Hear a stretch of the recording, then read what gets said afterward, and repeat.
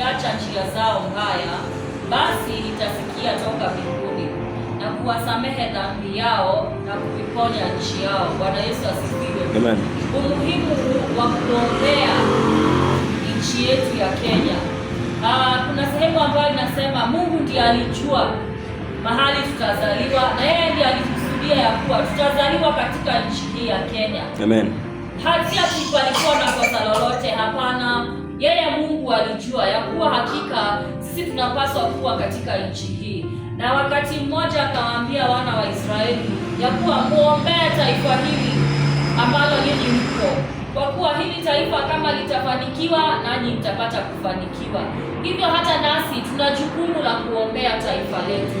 Tusiangalie tu mambo ambayo yanafanyika na tuone kana kwamba ni kawaida. Hapana, tunapaswa tusimame katika pengo, tumwambie Bwana, sisi wa Kenya ulisababisha tuwe wa Kenya ukiwa na kusudi, na ukasababisha hata tuwe wa Kristo, ukatuokoa, ukatukomboa.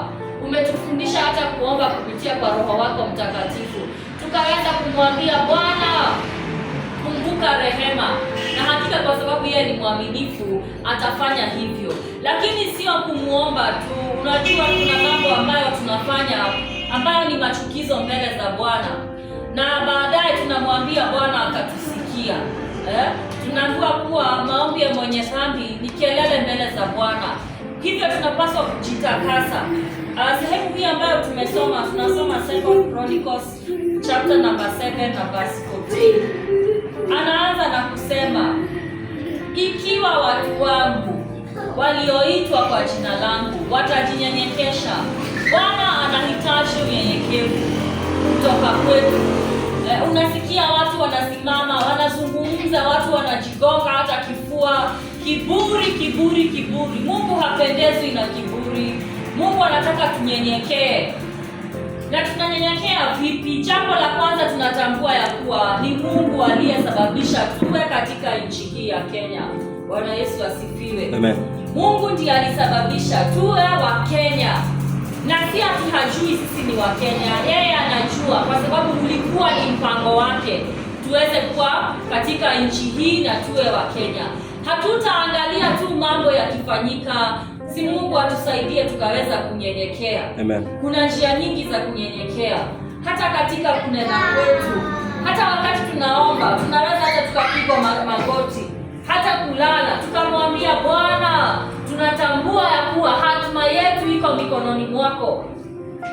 Tunatambua kuwa taifa letu liko mikononi mwako. Sisi ndio taifa hili la Kenya. Angalia mambo ambayo yanaendelea. Umwagikaji wa damu umeonekana kana kwamba ni jambo la kawaida. We refuse to watch helplessly. Hatutatazama tu kama watu ambao hawana msaada wowote. Bwana kuna nguvu ametupatia, kuna uwezo ambao ametupatia, na tukinyenyekea tumuombe, yeye atasikia. Anasema nini? Tunanyenyekea kisha tunamuomba. Tutafute uso wake. Tutafute uso wa Bwana. Anasema ya kuwa tukimtafuta yeye anapatikana. Tumtafute yeye wakati anapatikana, si tumtafute wakati huu. Amen.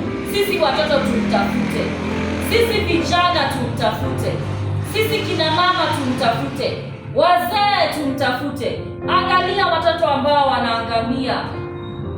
Kidogo taarifa hata ukitazama unajawa tu na huzuni. Wengine wameangamia, wametolewa mtoni. Wengine ndio hao wanaibiwa.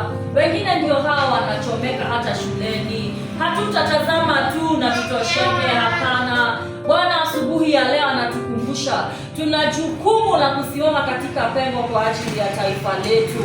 Shetani ameinuka, anatafuta kafara, anatafuta kutoa dhabihu za kishetani. Kwa nini na sisi tusisimame tukataane na hiyo mipango?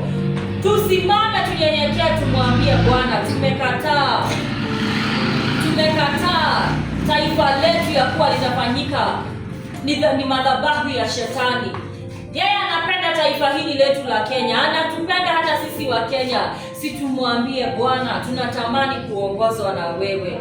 Jambo lingine, baada ya kutafuta uso wa Mungu, tunahitaji kufanya nini?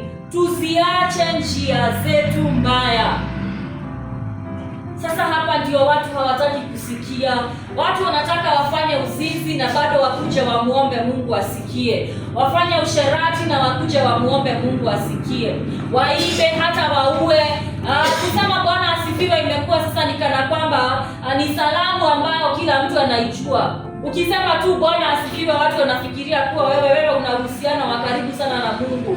Hapana. Na ndiposa akasema sio wote waniitao Bwana Bwana watakao uona ufalme wa Mungu. Kwa sababu gani? Siku hizi imekuwa hata kusimama katika madhabahu watu hawaaibiki.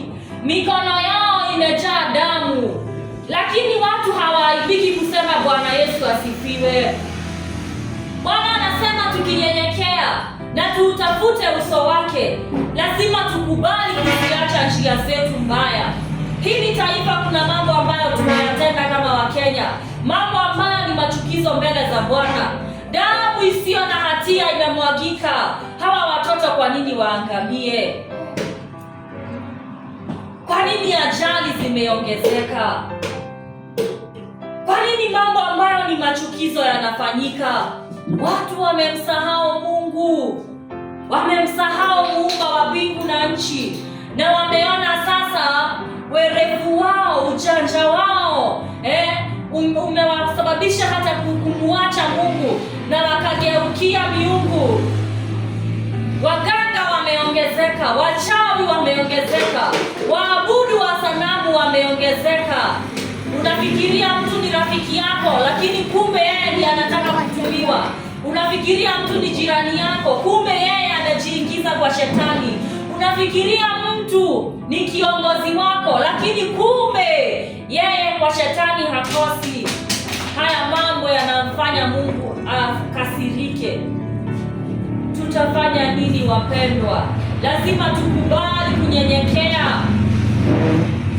Tukubali kuacha njia hizi ambazo hazimpendezi Mungu.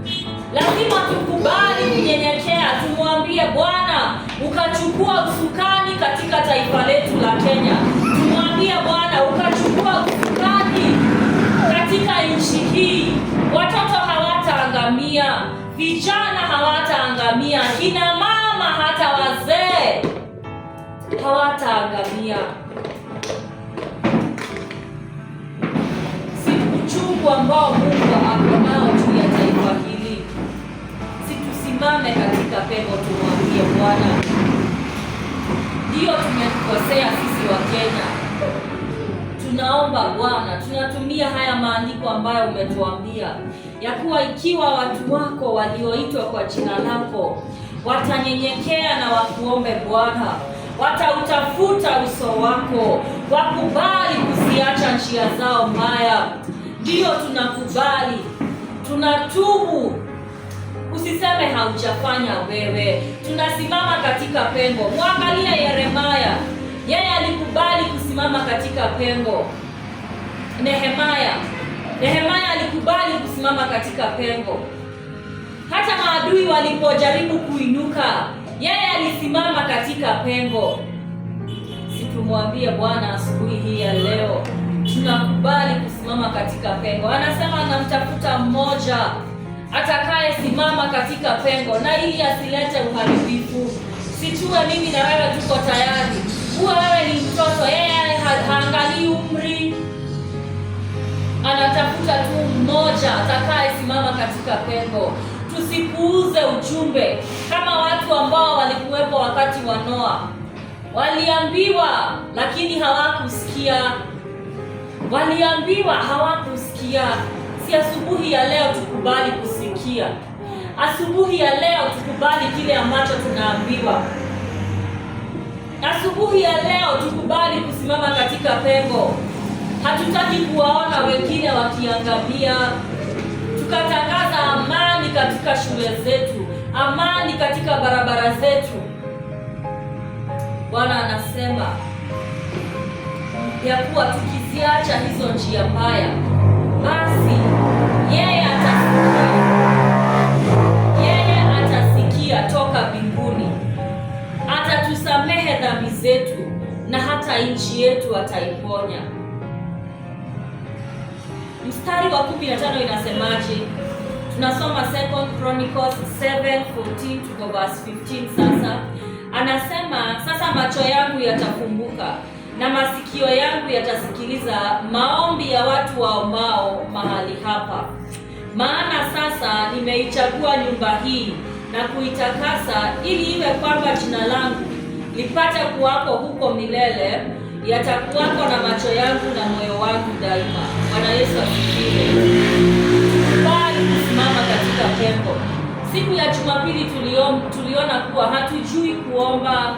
Roho Mtakatifu ndiye anatusaidia kuomba, na anaomba kwa kuugua ambako hakuwezi kukatamkika. Tumwambie Roho Mtakatifu tusaidie kuomba kwa ajili ya taifa letu la Kenya. Mpendwa, sichukue dakika moja, mwambie Bwana jambo kuhusu taifa hili letu. Hili ni taifa ambalo tunalipenda, kama wana wa Israeli jinsi walivyoambiwa ya kuwa mkaombea nchi hii, kwa kuwa nchi hii ikifanikiwa nanyi mtafanikiwa. Taifa letu likikosa amani, hata na sisi hatutakuwa na amani. Tunakuomba ewe Bwana asubuhi hii njema. Father, remember mercy, O Lord. Tunanyenyekea kwa ajili ya taifa hili letu la Kenya Bwana. Tunatubu dhambi ambazo tumefanya sisi wa Kenya Bwana. Tazama, umwagikaji wa damu umeonekana kana kwamba ni jambo la kawaida.